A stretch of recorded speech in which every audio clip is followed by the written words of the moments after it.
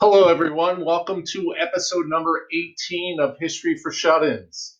Today, we are going to talk about the presidency of John Quincy Adams, the election of 1828, and two issues that Andrew Jackson encountered among many during his presidency, the Eaton Affair and the Nullification Crisis.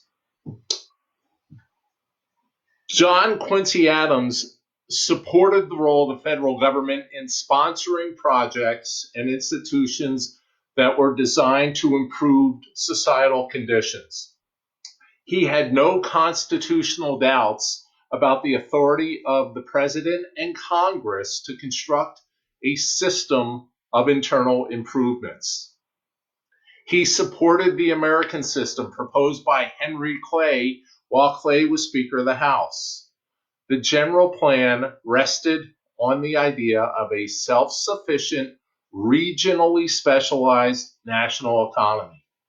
Both Adams and Clay believed that a manufacturing-based northern economy would provide markets for southern cotton and western foodstuffs. So they are taking Alexander Hamilton's idea and running with it. In exchange, the South and the West would purchase goods manufactured in the North.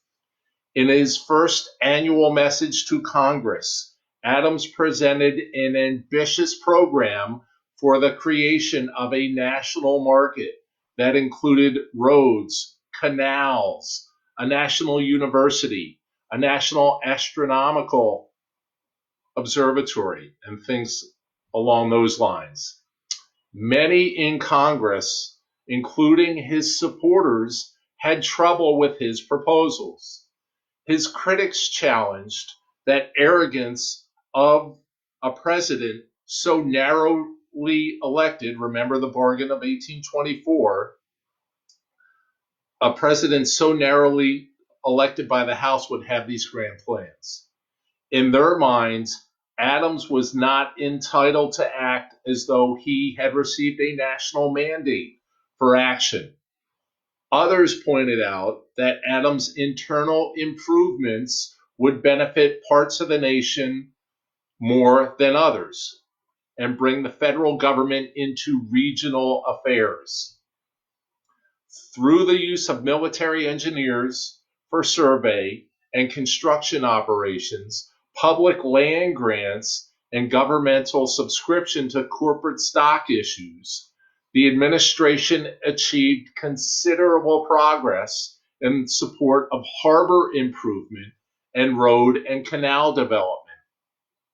In the next class or two, we are going to talk about the Second Industrial Revolution, which I touched on yesterday. First Industrial Revolution takes place in Europe from about 1760 to about 1820, let's say. The Second Industrial Revolution takes place here in America from about 1820, 1830, moving forward. Some of the specific projects that Adams wanted included improving and expanding the Cumberland Road, also known as the National Road, into Ohio, with surveys for expansion west to St. Louis. He wanted to begin the Chesapeake and Ohio Canal.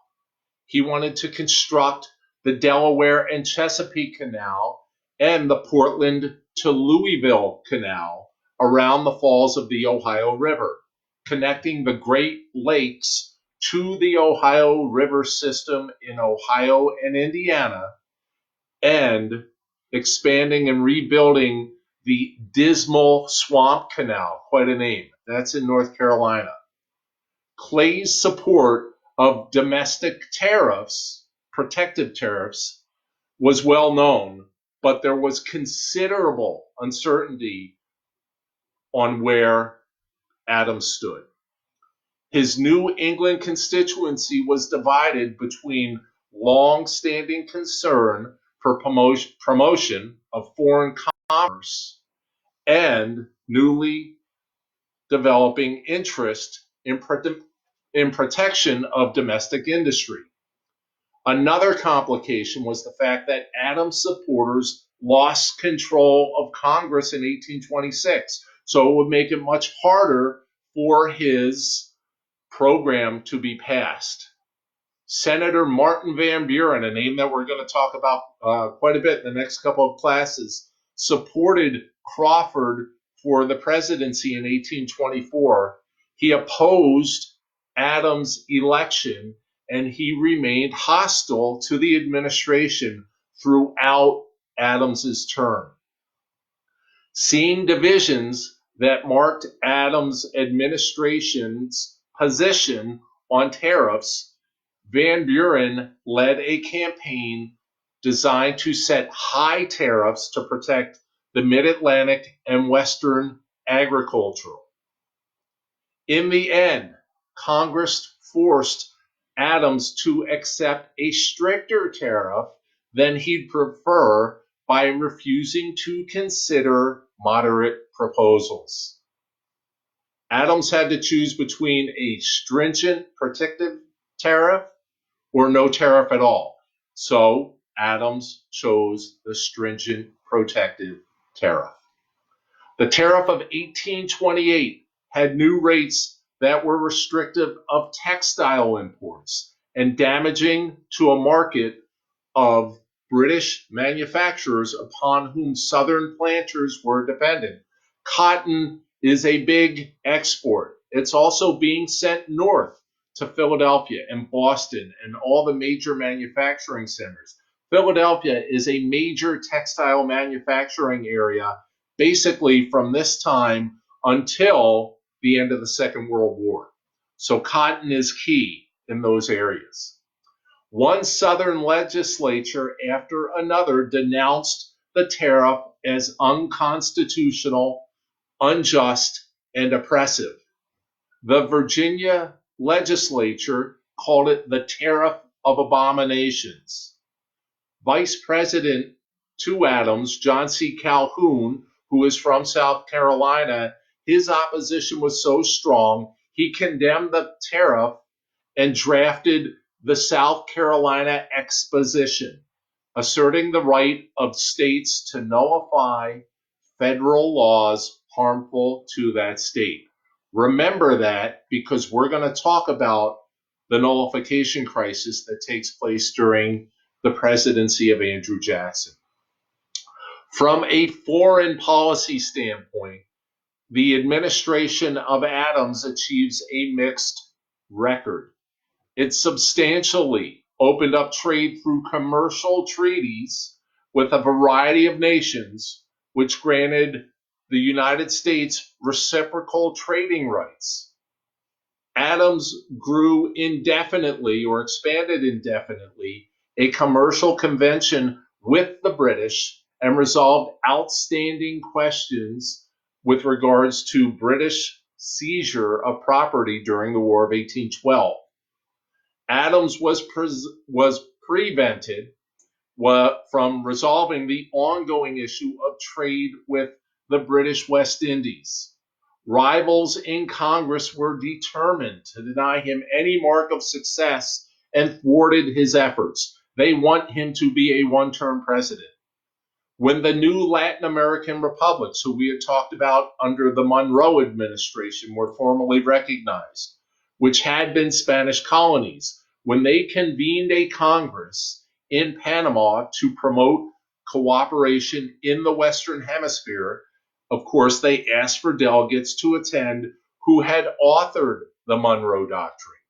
When Adams requested money to send 2 delegates, Southern congressmen strongly objected, because they're still upset about the Tariff of Abominations. The new Latin American nations outlawed slavery, and Southerners feared that the conference might call for a united stand in favor of emancipation everywhere. We're also going to discuss slavery moving forward and some of the Supreme Court decisions that take place. Others did not like the United States ministers meeting with black and mixed race foreigners on equal terms. Supporters of Andrew Jackson in Congress joined with Southerners to withhold money for the delegation until the convention ended.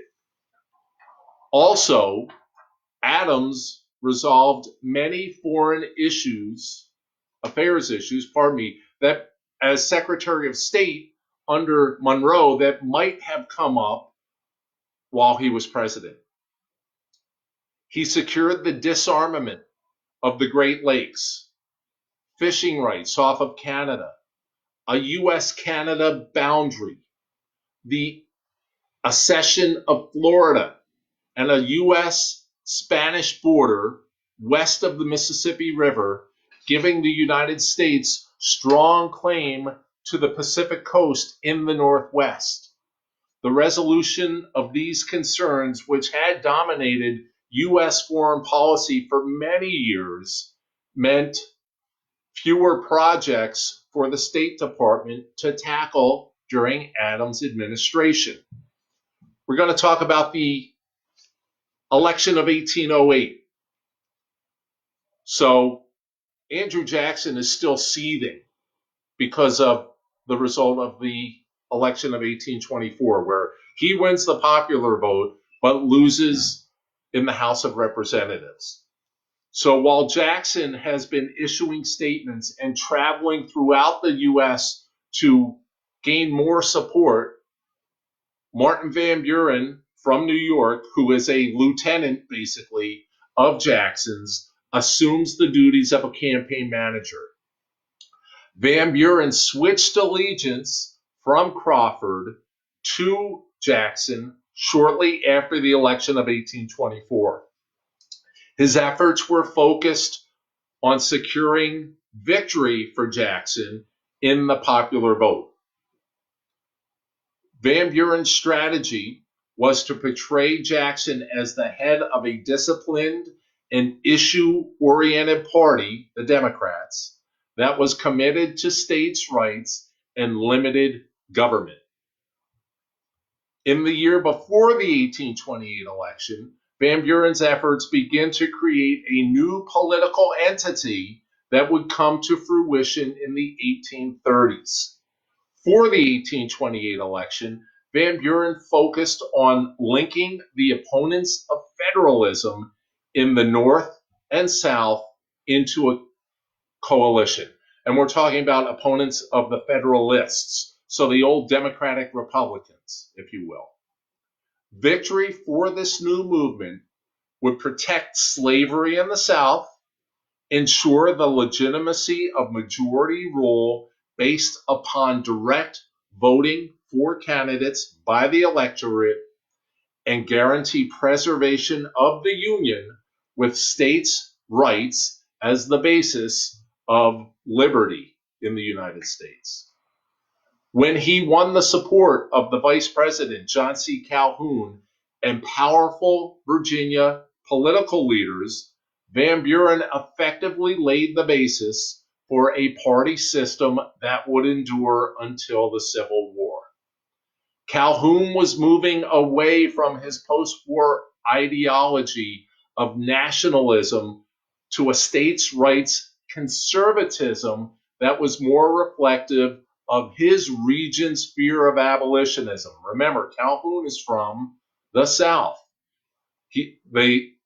His region was also afraid or feared costly internal improvements and high protective tariffs. While Jackson and Van Buren organized, Adams carried out his presidential duties. He's still in office. He refused to prepare himself or his supporters for the coming contest. Adams did not remove opponents from appointive office. We saw that earlier in other administrations. When the election campaign officially began, Adams' supporters formally adopted the name National Republicans in contrast to Democrats, trying to identify themselves with the link between old-style federalism and a new nationalistic republicanism. Andrew Jackson's supporters argued for a new revolutionary movement that rested on a firm faith in majoritarian democracy and states' rights. Those two are at times like oil and water, they just do not mix. Although issues clearly separated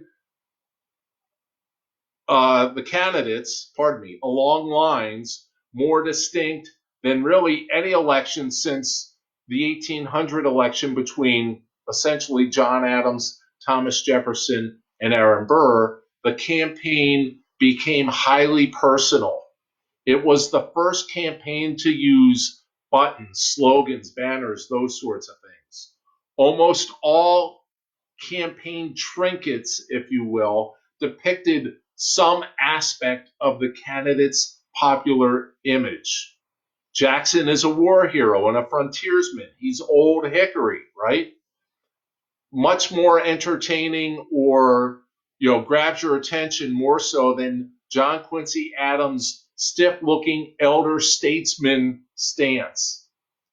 Neither candidate personally campaigned in 1828. It was still frowned upon at that time.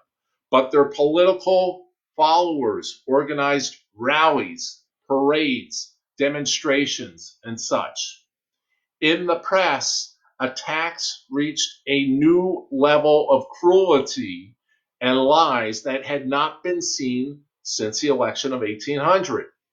Jackson was accused of multiple murders, extreme personal violence, and having lived in sin with his wife, Rachel, who herself was attacked as a bigamist. John Quincy Adams was attacked for his legalistic attitudes, his foreign-born wife, and reportedly having procured young virgins from the United States for the Russian Tsar as the primary achievement of his diplomatic career. See how crazy it got.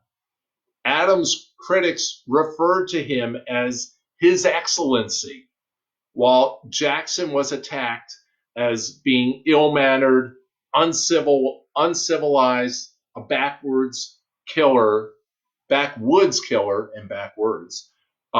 of Native Americans. Old Hickory, as I said, was Jackson's nickname. He'd earned the name because he was reputed to be as tough as Hickory wood. To publicize the image, supporters put hickory poles all over the United States, distributed hickory toothpicks and canes, and served up barbecue fired by hickory logs, or hickory chips, I guess I should say. The branding of Jackson's wife as a convicted adulteress backfired. So this is really the first time the wife of a presidential candidate is thrown into the campaign. It unleashed a backlash against Adams for humiliating a woman who had lived for 40 years as the devoted wife of Andrew Jackson, grossly violating Jackson's privacy and honor, and for applying narrowly legalistic pronouncements in place of common sense. To many in the United States, Jackson's duels and brawls and unauthorized ventures, Florida, were victory of what was right and good. The attacks improved Jackson's image as an authentic hero of the United States who had drawn upon powerful will to prevail against unscrupulous political foes, elitists, the pride of the British Army, and quote-unquote heathen savages. More than 2 times the voters voted in 1828 versus 1824. Overall, about 57% of the electorate. Jackson won the 1828 election by a landslide, by a popular vote, and by a wide margin of 95 electoral votes. Adams carried New England, Delaware, part of Maryland, New Jersey, and 16 of New York's electoral votes. He had 9 states total. Jackson carried the remaining 15 states of the South, the Northwest, the Mid-Atlantic, and the West. Vice President Calhoun won 171 electoral votes to 83 for Richard Rush of Pennsylvania, who was Adams' running mate. After his defeat by Adams in 1828, or by Jackson, pardon me, in 1828, Adams refused to attend Jackson's inauguration, just as John Adams boycotted Jefferson's inauguration in 1801. Adams had a very boring retirement, and he wanted to be politically engaged. So what does he do? Over his family's objections, he agrees to run for Congress. He set 2 conditions. He would never solicit votes, and he would follow his conscience. Adams ends up serving 9 terms in Congress from 1830 to 1848. This is after being president. He usually votes in the minority. He supported the rechartering of the U.S. Bank, or the Bank of the United States. He opposed annexation of Texas and war with Mexico. He struggled for 8 years to end the House's notorious gag rule, which tabled without debate any petition critical of slavery. He attempted to read into the record at every opportunity hundreds of anti-slavery petitions sent by abolitionists around the country. The House repealed the gag rule in 1844. As one of the House's most articulate and forceful spokesmen against slavery, Adams was given the nickname Old Man Eloquent.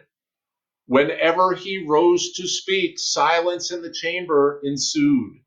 In 1841, Adams argued successfully before the Supreme Court to win freedom for slave mutineers aboard the Spanish ship Amistad.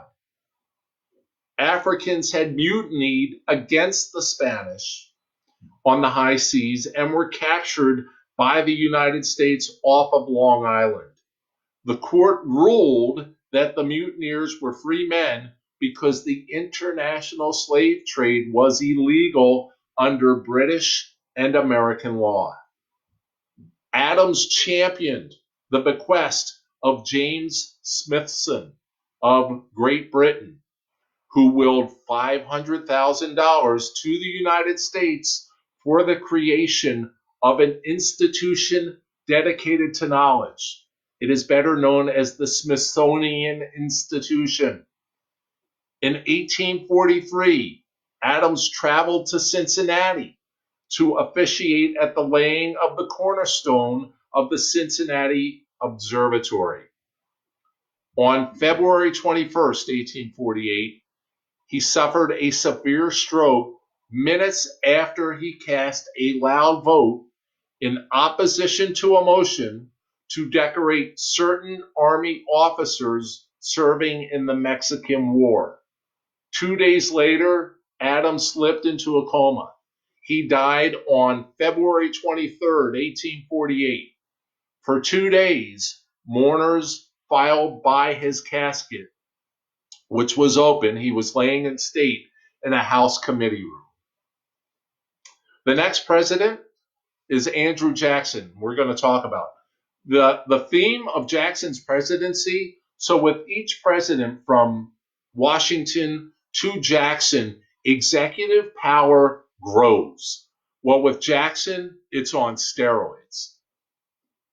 Jackson is the dominant actor in American politics between Jefferson and Lincoln. He is the first Westerner to reach the White House, pardon me. He is the founder of the Democratic Party. During his 2 terms, growth of executive powers transformed the presidency from being a chief administrator to a popular tribune. Jackson charged the Quincy Adams bureaucracy with fraud and with working against his election. Jackson initiated sweeping removals among high-ranking government officials, the Washington D.C.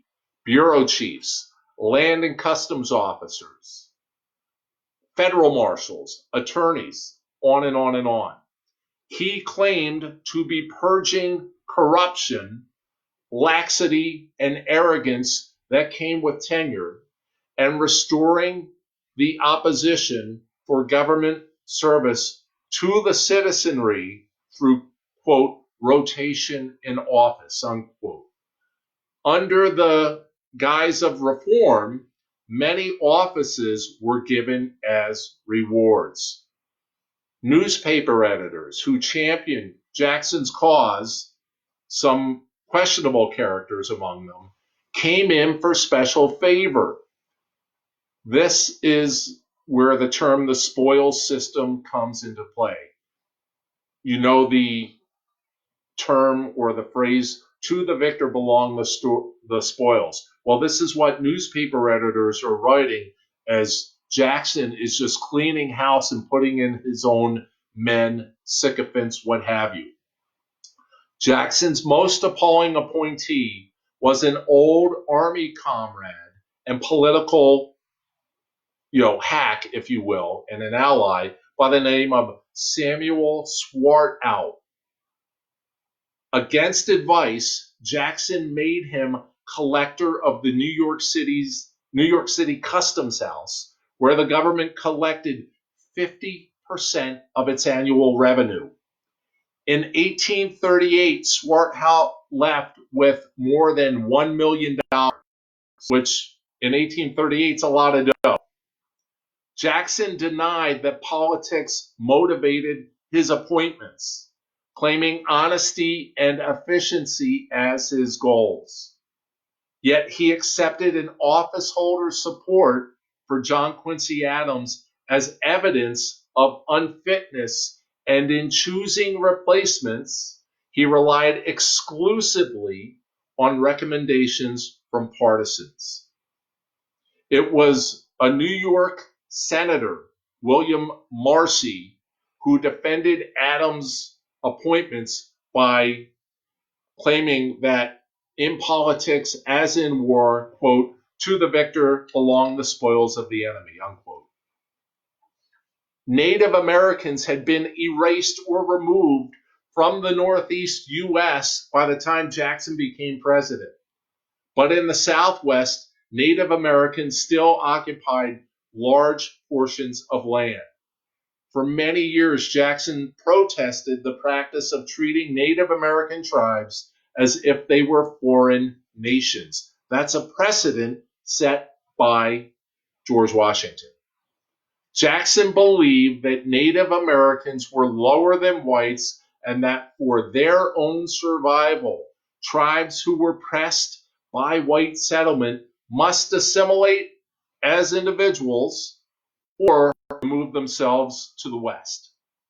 Confident that he could judge Native Americans' true welfare best, Jackson, when employed as a Native American negotiator in his Army years, often used threats and bribery to gain the cession of land. He regarded Native Americans within the states not as independent sovereign entities, but as wards of the government and what he called tenants at will. Conflict between tribal and state authority came to a head as Jackson assumed the presidency. The Cherokee Nation acquired many of the attributes of white civilization, including a written language, a newspaper, and a constitution of government.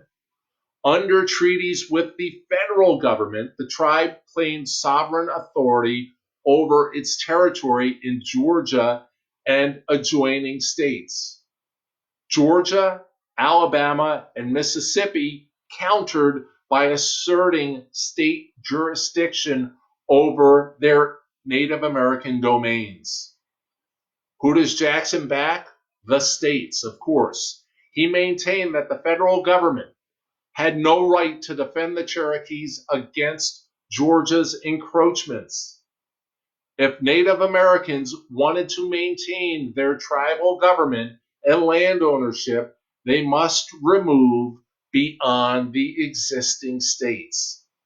To facilitate their removal, Jackson induced Congress in 1830 to pass a bill empowering him to lay off new Native American homelands west of the Mississippi, exchange them for current tribal holdings, purchase Native Americans' capital improvements, and pay the costs of their westward transportation.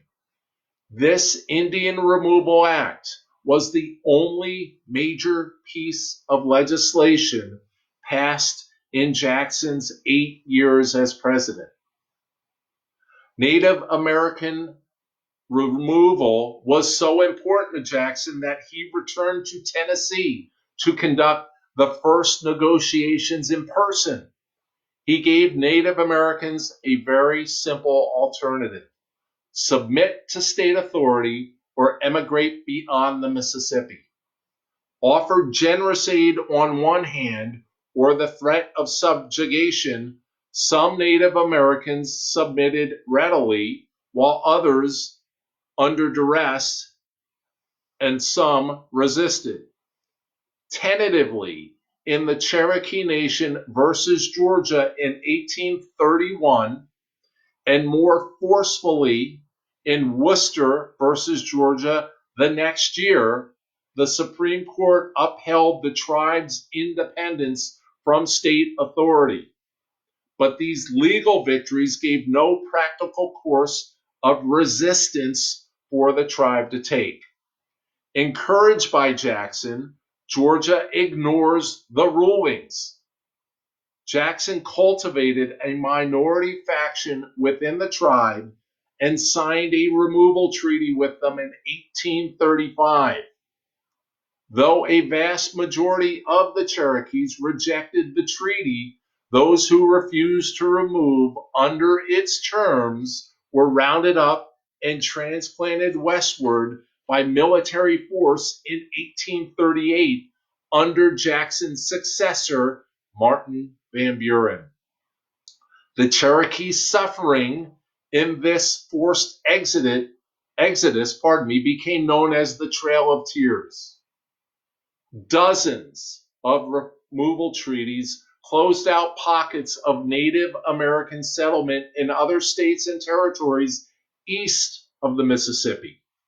A short military campaign on the upper Mississippi decreased the resistance by Black Hawk's band of Sacs and Foxes in 1832, and in 1835 a long and bloody war to subdue the Seminoles in Florida was underway.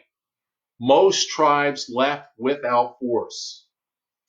Given the coercion that produced them, most of the removal treaties were actually fair and generous. I know it's hard to believe that. Their execution, however, was very ham-handed and poor. The treaties promised fair payment for Native American land and goods, safe transportation west, sustenance upon arrival, and protection for the property of those who chose to remain behind under state jurisdiction. These safeguards fell away under pressure from corrupt contractors, unscrupulous traders, and white trespassers backed by state authority. Jackson's desire to economize and avoid trouble with state governments undercut federal efforts to protect the Native Americans. Jackson, as Harry Truman would later say, the buck stops here. It was the same with Jackson. He had ultimate responsibility. He ignored abuses, usually a stickler for formal obligations. He made promises to the Native Americans that the government did not or could not fulfill. Moving along, when Jackson took office, the leading controversies in Congress surrounded the American system that we've talked about. As a senator in 1824, Jackson backed the system's twin pillars of a protective tariff to foster domestic industry and federal subsidies for transportation projects. These policies were especially popular in the midsection of the country, from Pennsylvania to Ohio, Indiana, Illinois, and Missouri. They were despised in the South, as we've talked about, where they were seen as a transfer of wealth from cotton planters to wealthy manufacturers. Many in the United States judged the American system by its impact locally, which is what we do with most legislation. Jackson supported it on national grounds to increase America's strength and secure America's economic independence.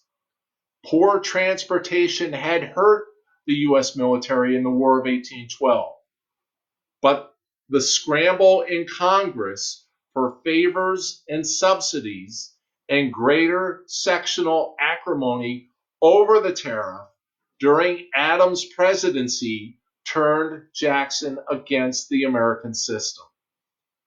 As a nationalist, he deplored sectional wrangling that threatened disunion and saw protective tariffs and transportation subsidies as vehicles for not only corruption, but also increased special privilege.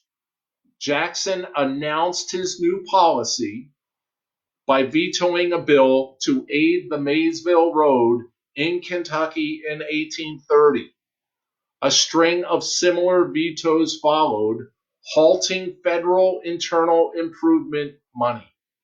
Reversing himself on the tariff, Jackson renounced protection in 1831 and endorsed a reduction in rates. Invoking Jefferson, he urged a return to simple, frugal, minimal government. At the same time, Jackson criticized Southern opposition to the tariff that was headed by his own vice president, Calhoun. Radical South Carolinians blamed the tariff for their economic misfortune. They saw it as an unconstitutional exercise of congressional power, a measure to illegitimately channel money from the South to the North under the guise of an import tax. The North, from really the 1790s forward, has been separating itself from the South economically. The Industrial Revolution helps. When immigrants come to this country, they're going to the North because they are needed in the North in all these manufacturing plants.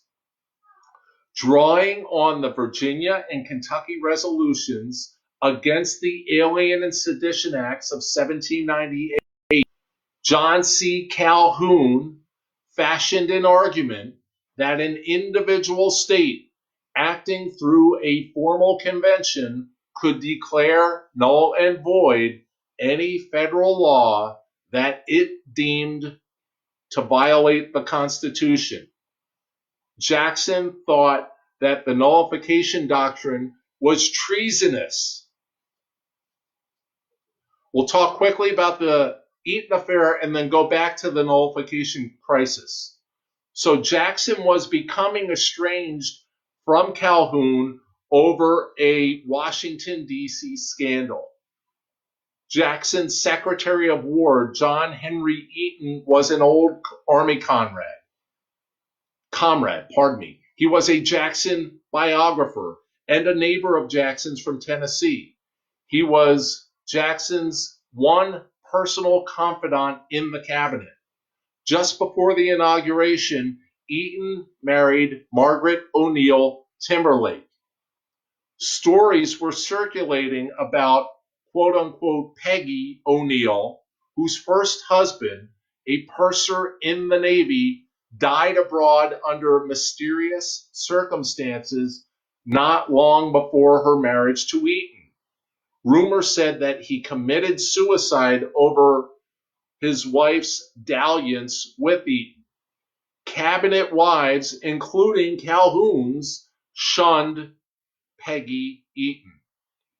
Jackson believed that there was a plot to drive Eaton from his cabinet, isolate him among strangers, and control his administration. The master of the plot, according to Jackson, was who else but Calhoun as vice president. Jackson was shown evidence that during the controversy over his Florida incursion back in 1818, Calhoun had criticized him in Monroe's cabinet,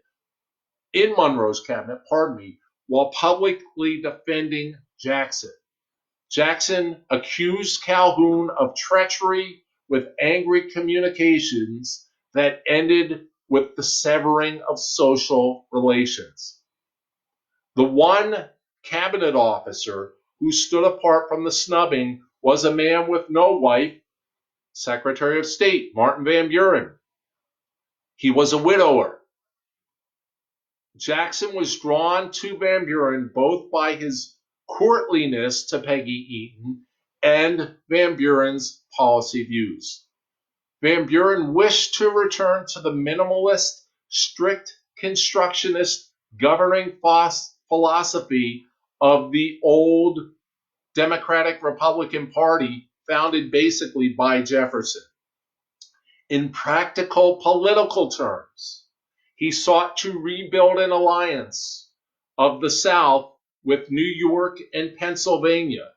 That's what basically got Jefferson elected and reelected. Martin Van Buren opposed the American system on broad philosophical rather than narrow sectional grounds. As Jackson separated himself from Calhoun, he became closer with Van Buren. By 1831, the Eaton Affair threatened to paralyze the administration. Eaton and Van Buren created a way out. They resigned, giving Jackson an occasion to demand the resignations of other secretaries and appoint an entirely new cabinet. To reward Martin Van Buren, Jackson named him as Minister to Great Britain, which is, or was at the time, the highest diplomatic post in the U.S. diplomatic service. The nomination came before the Senate, where the Vice President, John C. Calhoun, on an arranged tie vote, cast the deciding vote against Van Buren's appointment. Van Buren, who assumed his station abroad, came home as a political martyr. Jackson's choice for vice president in 1832 was Van Buren, and he was then Jackson's political heir apparent. The Nullification Crisis and Compromise of 1833. As Martin Van Buren rose and Calhoun fell, the tariff controversy became a crisis. Congress passed a new tariff in 1832 that reduced some rates but continued protectionist principles. Some Southerners claimed this as a sign of progress, but South Carolina saw it as reason to abandon hope in Washington, D.C. In November of 1832, a state convention declared the tariff unconstitutional, null and void. South Carolina's legislature followed up with measures to block the collection of federal custom revenues at the state's ports and to defend the state with arms against federal incursion. Sounds absolutely crazy. Of course, Jackson loses it, rightfully so. He responds on two fronts. He urges Congress to lower the tariff further, but he also asks for increased authority to enforce the revenue laws. Privately and for political effect, he talked about marching an army into South Carolina. We haven't seen something like this since the Whiskey Rebellion, Fry's Rebellion, what have you. In December of 1832, so a month after South Carolina has their convention, Jackson issues an official proclamation against nullification. It was drafted by his Secretary of State, Edward Livingston. The document questioned South Carolina's obsession with the tariff, reminded South Carolina of their patriotic heritage, eviscerated the constitutional theory behind nullification, and warned against taking this fatal step. Jackson says, quote, "Be not deceived by names. Disunion by armed force is treason. Are you really ready to incur its guilt?" Unquote. While Jackson thundered away, Congress looked for a solution that would avoid civil war. Henry Clay, who is the leader of the congressional opposition to Jackson and a stalwart of the American system, joined in an alliance, strange as it was, with Calhoun. Calhoun, by the way, had resigned his lame duck vice presidency for a Senate seat. Calhoun and Clay write a bill to lower the tariff in a series of stages over 9 years. Early in 1833, Congress passed this compromise tariff and also a quote-unquote force bill to enforce the revenue laws. Though the Clay-Calhoun forces sought to deny Jackson credit for the settlement, Jackson was fully satisfied with the result. South Carolina, claiming victory, rescinded its nullification of the tariff, but nullified the force bill in basically their final gesture of defiance. The Compromise of 1833 brought an end to tariff agitation until the 1840s. It's the first with internal improvements, or I should say, first with internal improvements and then with the tariff.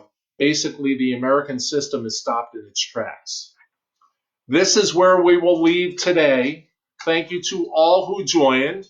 If you have any questions, leave them here and I'll be happy to answer them. We will see you tomorrow where we will continue talking about the presidency of Andrew Jackson and his expansion of executive authority. Thank you so much. Have a good evening, and we